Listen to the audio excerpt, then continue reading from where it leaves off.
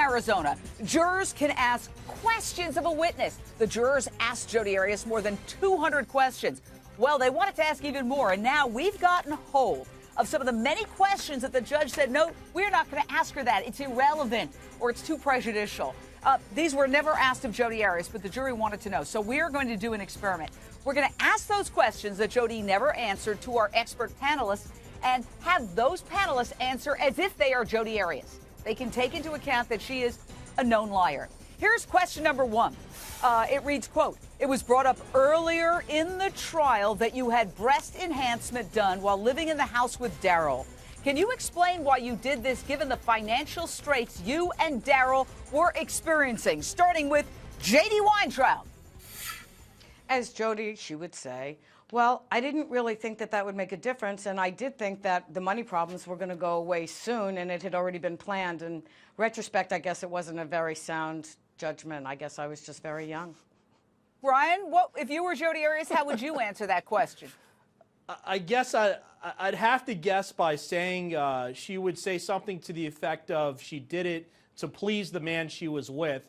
And I base that on the fact that this was a theme that her defense team brought out during the trial. You know, she tried to do things to please Travis. So if I had to guess, I would say that's probably how she would testify.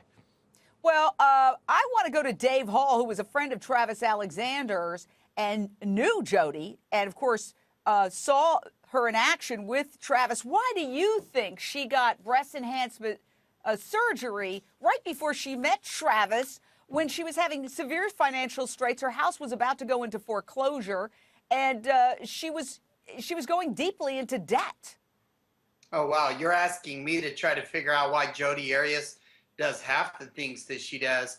Yeah, I honestly think she would blame it on Daryl and say Daryl wanted him, so I was just going along with it. That seems to be her modus operandi.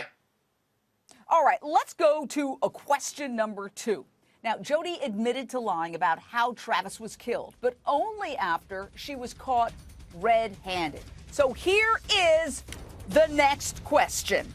Considering all of the lies you've told and admitted to, would you consider yourself to be a pathological liar? And I'm going to throw that one at Wendy Murphy. Again, you're Jodi Arias being asked, considering all the lies you've told and admitted to, would you consider yourself a pathological liar? And you're on the witness stand. Oh, no, I wouldn't call myself a pathological liar. If I did stretch the truth, it was solely to edify Travis.